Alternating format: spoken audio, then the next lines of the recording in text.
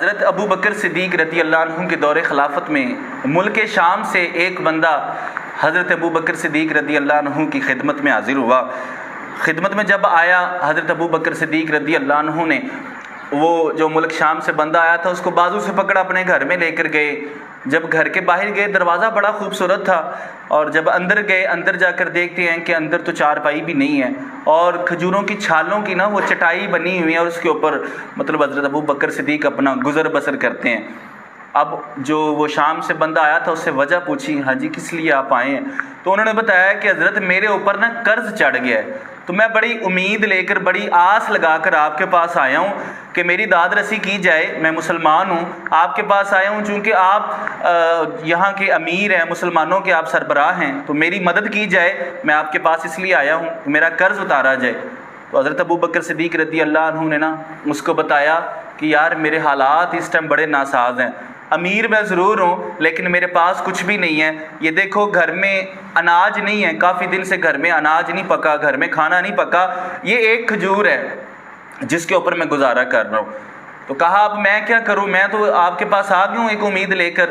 حضرت ابو بکر صدیق رضی اللہ عنہ فرمایا کہ پریشان نہ ہو، آپ ایسا کرو کہ آپ حضرت عثمان غنی رضی اللہ عنہ کے پاس چلے جاؤ، ان کے پاس جاؤ، وہ آپ کی مدد کریں گے۔ انہوں نے کہا میں ان کے پاس کیسے جاؤں، وہ مجھ سے دلیل مانگیں گے، مجھ سے وہ ثبوت مانگیں گے، تو میں کیا ثبوت دوں گا؟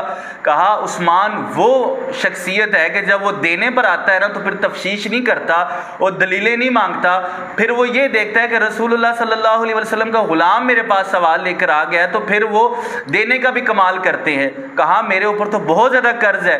کہا وہ اتنے کو امیر ہیں کہ جہاں تیری سوچ کی انتہا ہوتی ہے وہاں پر عثمان غنی رضی اللہ عنہ کی سخاوت کی ابتدا ہوتی ہے، تم وہاں چلے جاؤ، انشاءاللہ وہ تمہاری ضرورت ضرور پوری کریں گے۔ کہا پھر ان کے پاس جا کر میں آپ کا حوالہ دوں؟ کہا نہیں، عثمان جب دینے پہ آتا ہے تو پھر حوالے بھی نہیں مانگتا، آپ عثمان کے پاس چلے جاؤ۔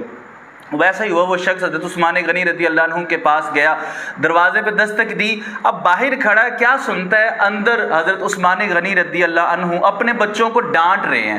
ڈانٹ کیا رہے ہیں؟ ان سے بچوں سے یہ کہہ رہے ہیں کہ بیٹا دودھ میں آپ شہد ملا کر پیتے ہو، جبکہ دودھ بھی میٹھا شہد بھی میٹھا، آپ دونوں چیزیں ملا کر پیتے ہو، آپ بیمار تھوڑی نہ ہو جو آپ دونوں چیزیں ملا کر پیتے ہو، ذرا اپنے گھر کا خیال کیا کرو، اتنی فضول خرچی نہ کیا کرو۔ اور وہ بندہ باہر کھڑا سوچتا ہے کہ جتنا حضرت ابو بکر صدیق رضی اللہ عنہ نے مجھے تگڑا بندہ بتایا تھا، یہ تگڑا بندہ لگ نہیں رہا، یہ تو کھجوروں اور دودھ کے لیے اپنے بچوں کے ساتھ لڑائی کر رہا ہے، تو میری یہ داد رسی کیا کرے گا؟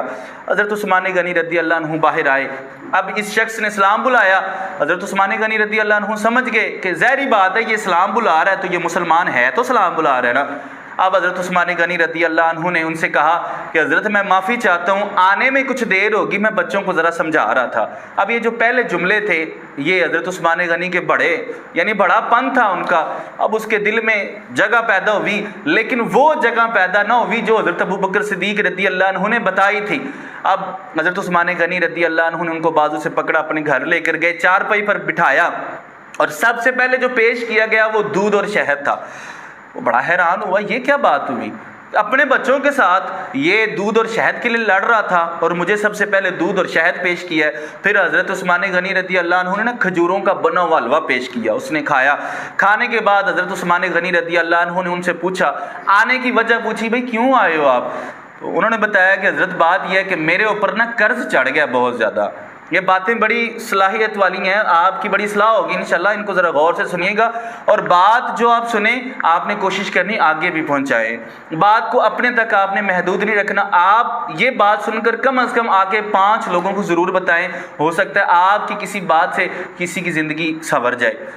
اب پوچھا تو انہوں نے بتایا کہ حضرت میرے اوپر بڑا قرض چڑھ گیا ہے اور میں آپ کے پاس آیا ہوں، میری داد رسی کی جائے۔ اب اتنی جب انہوں نے بات کی، حضرت عثمان غنی رضی اللہ عنہ نے ایک غلام کو آواز دی، وہ غلام جب آیا تو اس کو کچھ کان میں کہا، تھوڑی دیر بعد وہ غلام جب آیا تو وہ ایک اونٹ لے کے آیا، اونٹ کے اوپر کافی ساز و سامان تھا، اونٹ سامان سے بھرا ہوا تھا، لدا ہوا تھا۔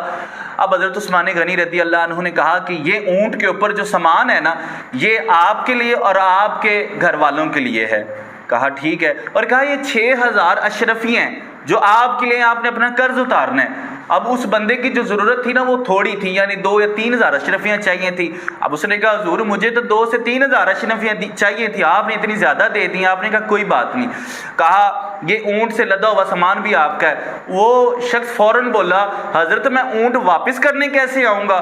تو آپ نے کہا جب تم آئے تھے تب تم پیدل آئے تھے، یہ اونٹ آپ کو دیا ہے، یہ آپ کے لیے تحفہ ہے، واپسی دینے کے لیے نہیں آنا، یہ آپ کا تحفہ اپنے پاس رکھیں. وہ جب شخص نے یہ چیزیں دیکھی نا تو آنکھوں میں آنسو آ گئے کہ میں تھوڑی سی ضرورت ان کے پاس لے کے آیا تھا، انہوں نے مجھے اتنا کچھ عطا کر دیا کہ میری جھولی بھر دی ہے، اتنا مجھے نواز دیا کہ مجھے کوئی تھوڑی نہیں رہ گئی.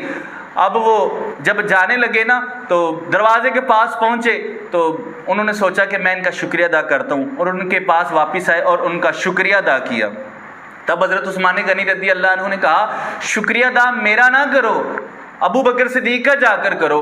وہ بندہ بڑا حیران ہوا، یہ کیا بات ہوئی، میں نے تو بتایا ہی نہیں کہ مجھے جو ہے نا ابو بکر صدیق نے بھیجا ہے. اب عثمان غنی سے پوچھا آپ کو کیسے پتا؟ میں نے تو آپ کو نہیں بتایا کہ مجھے ابو بکر صدیق نے بھیجا ہے، آپ کو کیسے پتا چل گیا؟ کہا یہ معاملات آپ چھوڑو، ان تفصیلات میں آپ نہ پڑھو، آپ کی جو ضرورت تھی نا وہ پوری ہو گئی ہے، اب آپ جاؤ. پھر وہ شاعر نے بھی لکھا یہ شان ہے خدمت گاروں کی، سرکار کا عالم کیا ہوگا.